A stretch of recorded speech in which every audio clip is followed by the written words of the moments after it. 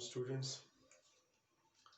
जैसा कि आप सब जानते हैं कि हमने वीडियो लेक्चर्स का सिलसिला शुरू किया था और दरमियान में कुछ मसरूफियत की वजह से मैंने वीडियो लेक्चर्स अपलोड नहीं किए, लेकिन इंशाअल्लाह आइंदा पूरी कोशिश होगी कि आपका जो वीडियो लेक्चर है वो अपलोड हो जाए और आप तक पहुंच जाए ताकि आप ज़्यादा से ज़्यादा फ़ायदा उठा सकें। तो फर्स्ट ईयर में हम स्टार्ट करेंगे फर्स्ट ईयर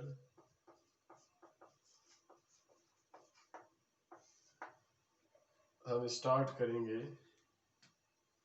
चैप्टर 2 से। चैप्टर नंबर 2 से हम स्टार्ट लेंगे फर्स्ट ईयर में। चैप्टर नंबर 2 जो है स्टूडेंट्स, इसमें हम बात करेंगे वेक्टर्स एंड इक्विलिब्रियम। इस चैप्टर में हमने डिस्कस करना है वेक्टर्स को और इक्विलिब्रियम्स को। अब ज़्यादा पोर्शन इसमें वेक्टर्स का है, इक्विलिब्रियम इसमें इतना ज़्यादा नहीं है, तो वक्त के साथ साथ सारे लेक्चर आपके सामने आ जाएंगे। तो चलें स्टार्ट लेते हैं बेटा। सबसे पहले स्केलर। स्केलर हम किसे कहते हैं? अक्सर हम इसमें कंफ्यूज होते हैं। देखें स्टूडेंट्स, हमारे पास जितने भी नंबर हैं 1 2 3 4 जितने भी नंबर वो सारे के सारे स्केलर कहलाते हैं। तो आप ये कहेंगे all numbers are called scalars, यानी जितने भी नंबर्स हैं आप उनको कहेंगे scalars. For example 1 2 3 pi. Pi जो होता है ये बराबर होता है 22/7 के, तो इसलिए ये भी नंबर है। अच्छा, इसी तरह से ई भी नंबर है जिसे हम इसेंट्रिसिटी कहते हैं। तो ये सारे के सारे नंबर्स स्केलर कहलाते हैं। सिंपल, आपने ये जहन में रखना है। अब अक्सर स्टूडेंट्स इसमें कंफ्यूज होते हैं कि सर स्केलर क्वांटिटी क्या है, व्हाट इज स्केलर क्वांटिटी। देखिए मैं आपको एग्जांपल से समझाता हूँ। हमारे पास स्टूडेंट, फॉर एग्जांपल मैंने किसी स्टूडेंट से कहा कि मुझे 4 kg मैंगो चाहिए, आई नीड 4 kg मैंगो या आई नीड 4 kg शुगर। अब आपने ये केजी जो मेजरमेंट ली है ये आपने मास की मेजरमेंट ली है। अब देखें इसमें दो चीजें, वी हैव टू थिंग्स। एक हमारे पास 4 नंबर है और एक हमारे पास केजी, ये यूनिट है। एक नंबर और एक यूनिट। जब नंबर और यूनिट कंबाइन होते हैं तो इनसे बनता है scalar quantity. Number with unit, इसे हम कहते हैं स्केलर क्वांटिटी। और एक और चीज आपको बताता चलूं, अक्सर स्टूडेंट इस लफ्ज में परेशान होते हैं मैग्नीट्यूड में। मैग्नीट्यूड आप नंबर विद यूनिट को भी कह सकते हैं, यानी आपके पास नंबर और यूनिट जब इकट्ठे होते हैं तो आप इसको मैग्नीट्यूड भी कह सकते हैं फॉर स्केलर क्वांटिटी। और अगर आप स्केलर का मैग्नीट्यूड देखेंगे बेटा तो वो सिर्फ नंबर है, यानी स्केलर में नंबर ही मैग्नीट्यूड को रिप्रेजेंट करता है और स्केलर क्वांटिटी में नंबर विद यूनिट मैग्नीट्यूड को रिप्रेजेंट करता है। तो आप स्केलर क्वांटिटी को कैसे डिफाइन करेंगे? आप कहेंगे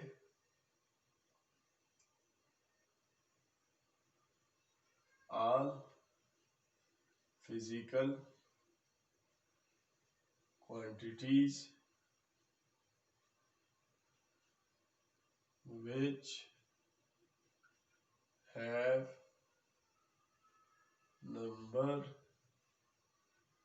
with unit which have number with unit are called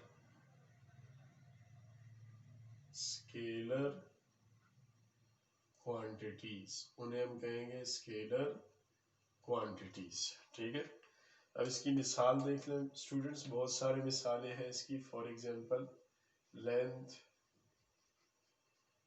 mass, time, etc, distance, speed, temperature, pressure, ये सारे के सारे स्केलर क्वांटिटीज है।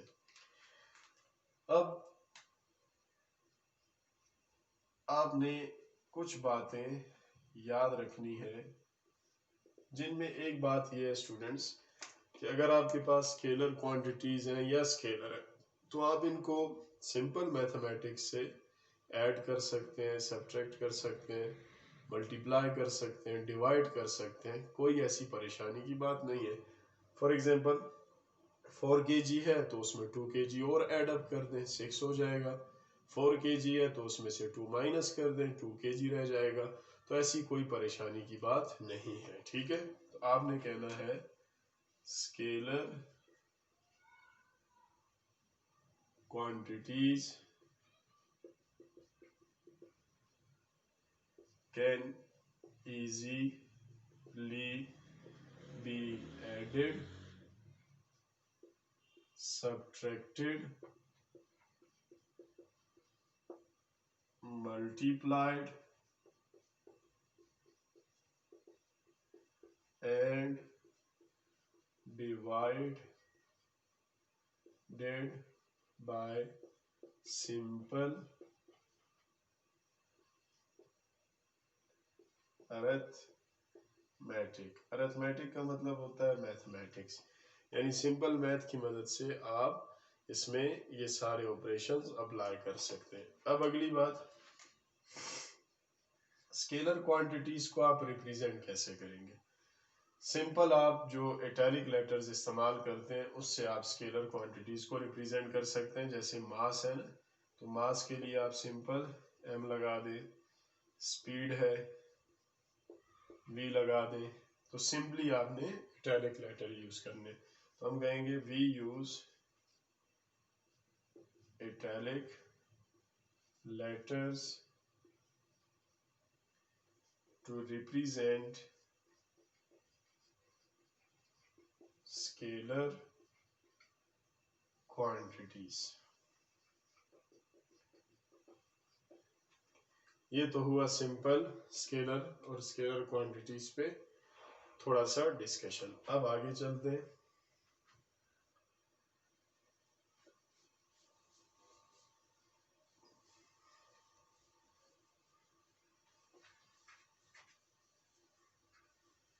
देखें स्टूडेंट्स,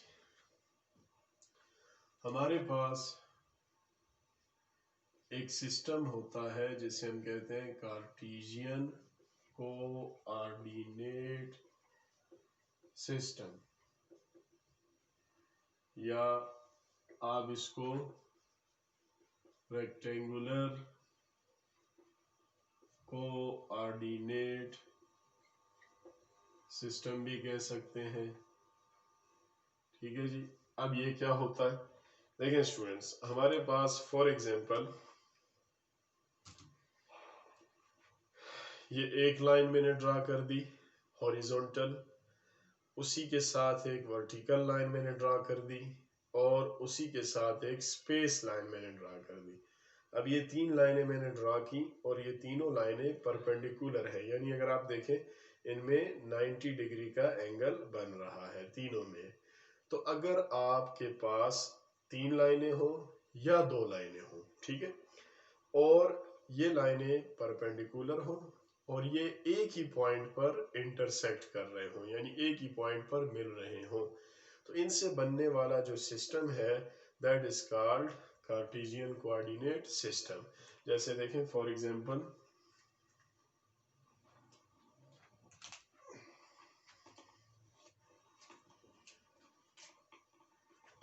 ये ब्लैक से मैंने एक लाइन बना दी, ग्रीन से दूसरी लाइन बना देते हैं, ताकि आपको पहचान रहे। और इसी तरह ब्लू से तीसरी लाइन बना देते हैं। अच्छा, ये लाइन जो होती है ना स्टूडेंट्स, ये आपको अभी मैंने मार्कर्स की मदद से दिखाया था, ये स्पेस लाइन होती है। स्पेस लाइन को बोर्ड पे नहीं बनाया जा सकता क्योंकि बोर्ड 2 डायमेंशनल है और स्पेस 3rd डायमेंशन है, तो इसलिए हम इसको इस तरह शो करते हैं। अब इसमें ये हो गया x प्लस, ये हुआ x माइनस, और ये हुआ ओरिजिन। जिस पॉइंट पर ये इंटरसेक्ट कर रहे हैं उसे हम ओरिजिन कहते हैं। और ये जो हॉरिजॉन्टल लाइन है इसे आप x एक्सिस कहते हैं, और ये जो वर्टिकल लाइन आपने बनाई है इसे आप y एक्सिस कहते हैं। और ये जो स्पेस लाइन है इसे हम कहते हैं z एक्सिस। तो आप इसको कैसे डिफाइन करेंगे? आप कहेंगे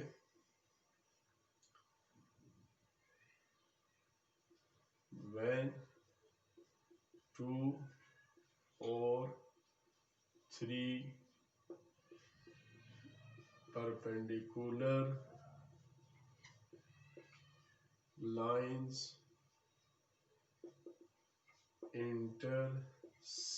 intersect माना मिलना, intersect at single point. When 2 or 3 perpendicular lines intersect at single point, they form a system. तो ये एक सिस्टम बनाते हैं which is called Cartesian coordinate system. इसे हम कहते हैं कार्टेशियन कोऑर्डिनेट सिस्टम या रेक्टेंगुलर कोऑर्डिनेट सिस्टम। अब इसमें एक टर्म मैंने आपको बताई, ओरिजिन। देखें स्टूडेंट्स, ये जो पॉइंट है जहां पर ये तीनों लाइंस मिल रहे हैं, जिसे आप पॉइंट ऑफ इंटरसेक्शन भी कह सकते हैं, इसे आप कहते हैं ओरिजिन। तो ओरिजिन को आप कैसे डिफाइन करेंगे? आप कहेंगे the point where lines intersect is called origin। और आप इसको डिनोट करते हैं O से, denoted by O। O से आप इसको डिनोट करते हैं या रिप्रेजेंट करते हैं। तो ये हुआ आपका कार्टेशियन कोऑर्डिनेट सिस्टम का छोटा सा इंट्रो। अब बात करते हैं इसमें जो लाइनें हमने बनाई हैं उन लाइनों की बात करते हैं।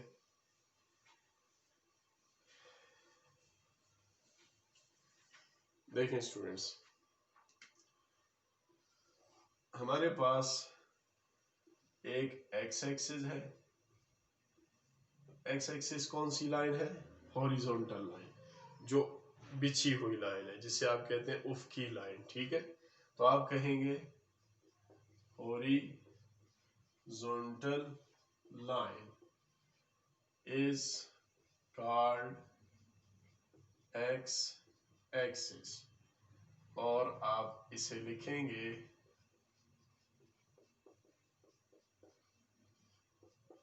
x plus O X dash. देखें, x plus O X dash. इसी तरीके से y axis,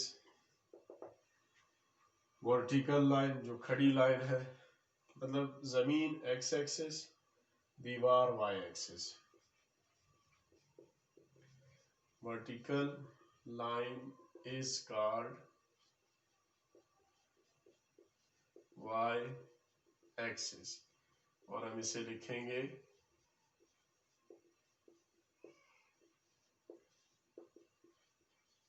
y plus O Y dash, y plus O Y dash. Similarly z axis, जो लाइन स्पेस में आ रही है, space line is called z axis, और आप इसको डिनोट करते हैं z plus O Z dash. देखें, अगर आप मेरी बॉडी को देखें तो मेरी बॉडी में आपको एक्स वाई जेड बड़े अच्छे तरीके से समझ में आएगा। देखें, ये जो मेरा बॉडी का ये हिस्सा है ये एक्स एक्सिस को शो कर रहा है, और जो मेरा हाइट है ये वाई एक्सिस को शो कर रहा है, और ये जो मेरा ये पार्ट है ये जेड एक्सिस को शो कर रहा है। देखें, ये स्पेस में आ रहा है ये हिस्सा। Is that clear? चले आगे बढ़ते हैं।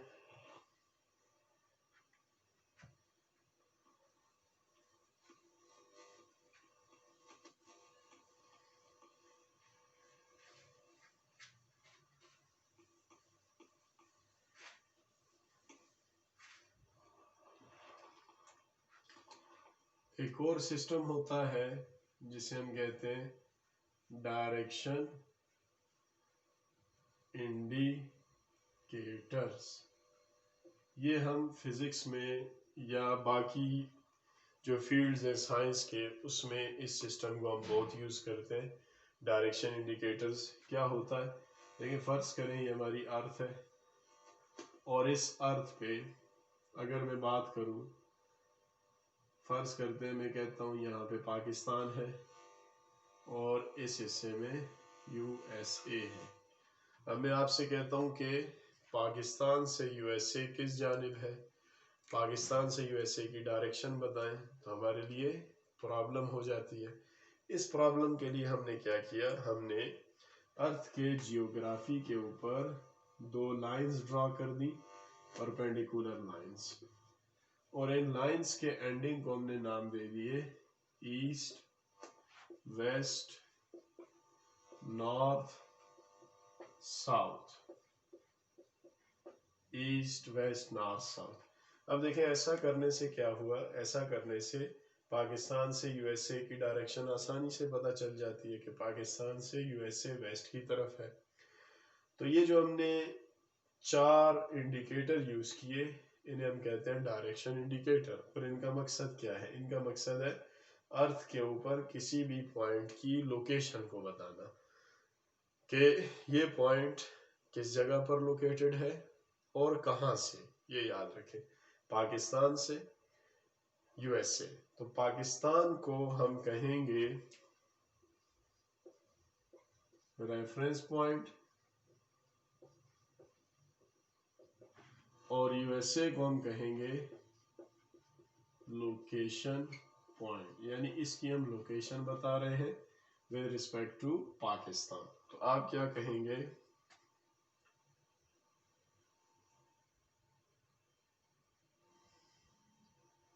टू perpendicular lines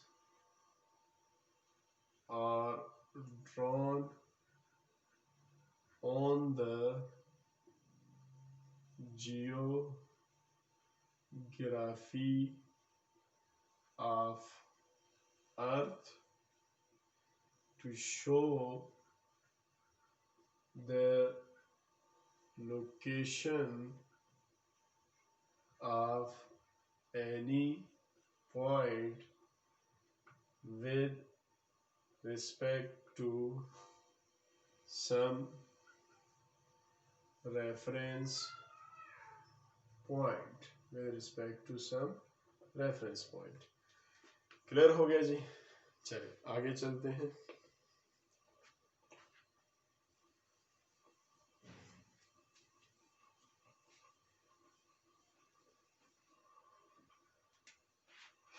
देखें,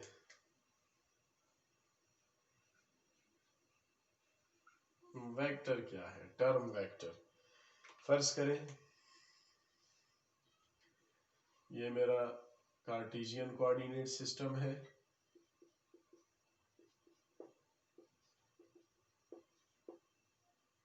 1 2 -1 -2 1 2 -1 -2, यानी एक्स एक्सिस पर भी हमारे पास पॉजिटिव नंबर है, वाई एक्सिस पर भी, और एक्स एक्सिस पर नेगेटिव नंबर भी है, और वाई एक्सिस पर भी नेगेटिव नंबर है।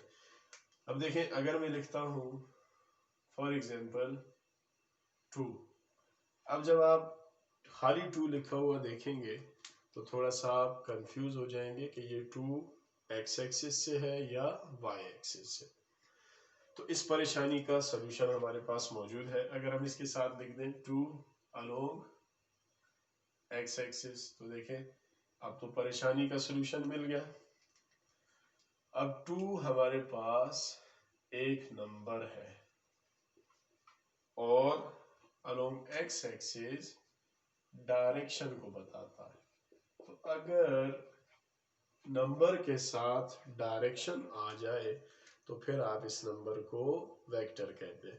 वैसे मैंने आपको बताया था कि हम नंबर को स्केलर कहते हैं, लेकिन अगर नंबर के साथ डायरेक्शन आ जाए तो वो वेक्टर बन जाता है। यानी नंबर स्केलर है, स्केलर के साथ डायरेक्शन आया, मिले आपस में, तो ये बना वेक्टर। तो वेक्टर को आप कैसे डिफाइन करेंगे? आप कहेंगे any number with specific direction is called vector। और नंबर का मतलब है स्केलर, यानी any scalar with specific direction is called vector. अच्छा, ये तो हुआ स्केलर और वेक्टर का थोड़ा सा डिफरेंस, कि स्केलर में हम सिर्फ नंबर की बात करते हैं और वेक्टर में हम डायरेक्शन की भी बात करते हैं। इसी तरह देखें, अगर मैं कहता हूं वेक्टर क्वांटिटी, देखिए जब लफ्ज क्वांटिटी आया तो इसका मतलब होगा स्टूडेंट्स के इसके पास कोई यूनिट है, यानी आप इसको मेजर कर सकते हैं। तो देखें,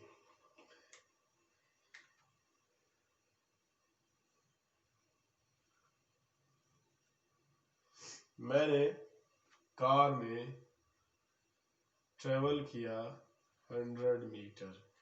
अब मुझसे कोई पूछता है कि आपने कार में ट्रेवल किया या आप कार में ट्रेवल कर रहे हैं, तो आपने कितना ट्रेवल किया या ट्रेवल कर चुके हैं? तो मैं कहता हूं जी मैंने 100 मीटर ट्रेवल किया। अब बात क्लियर नहीं है, बात वाज़ेह नहीं है। अब वो मुझसे पूछेगा कि आपने किस जानिब ट्रेवल किया। लेट सपोज मैं कोयटा से ट्रेवलिंग स्टार्ट करता हूँ, तो कोयटा से मैंने ट्रेवलिंग स्टार्ट की, कोयटा से मैंने ईस्ट की जानिब ट्रेवलिंग स्टार्ट की, वेस्ट की जानिब, नॉर्थ की जानिब, साउथ की जानिब, क्लियर नहीं है। तो देखें, जब आप उसको बताएंगे कि हमने ईस्ट की जानिब ट्रेवलिंग की, तो अब मीनिंग क्लियर हुआ, वाज़ेह हुआ कि आपने 100 मीटर किस जानिब ट्रेवल किया? ईस्ट की जानिब। अब देखें यहाँ पर जो एग्जाम्पल आ रहा है उसमें 100 मीटर है towards east, 100 metre towards east. अब देखें 100 नंबर है, मीटर यूनिट है, टुवर्ड्स ईस्ट डायरेक्शन है। अब नंबर और यूनिट मिलके स्केलर क्वांटिटी बनाते हैं और स्केलर क्वांटिटी के साथ आ रहा है डायरेक्शन।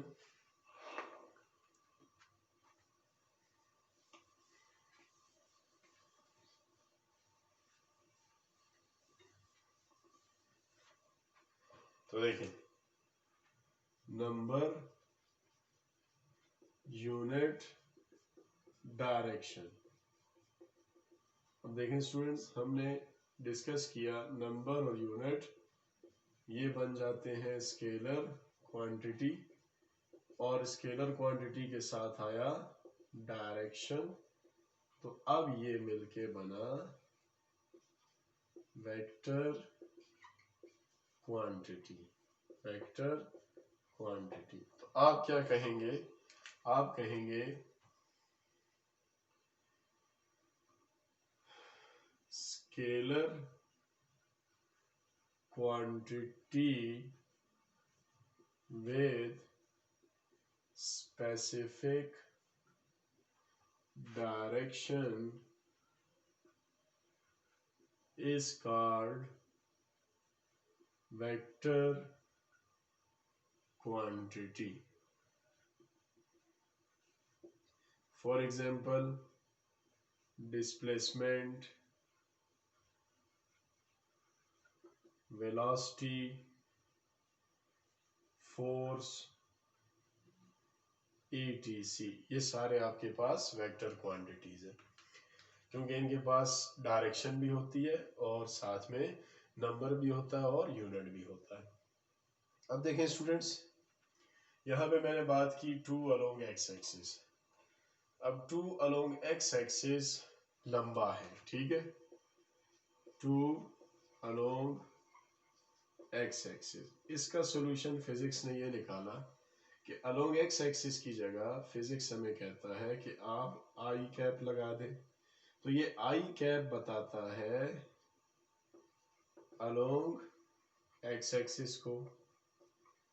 सिमिलरली अगर मैं वाई एक्सिस की बात करता हूं तो उसके लिए भी आसानी पैदा की गई। क्या आसानी पैदा की गई?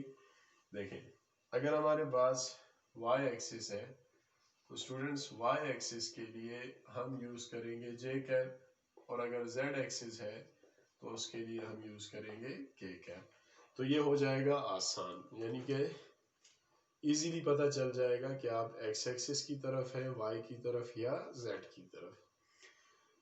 तो स्टूडेंट्स, यहाँ तक आप लेक्चर को देखें, गौर से देखें, वीडियो को पूरा देखें, फिर आपको बात समझ में आएगी। और इसी से आगे इंशाल्लाह हम अगले लेक्चर में कंटिन्यू करेंगे कि वेक्टर्स को हम रिप्रेजेंट कैसे करते हैं, फिर वेक्टर्स के टाइप्स क्या होते हैं।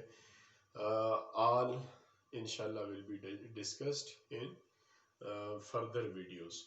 तो तब तक के लिए अपना ख्याल रखें। अल्लाह हाफिज़, फिर मुलाकात होगी।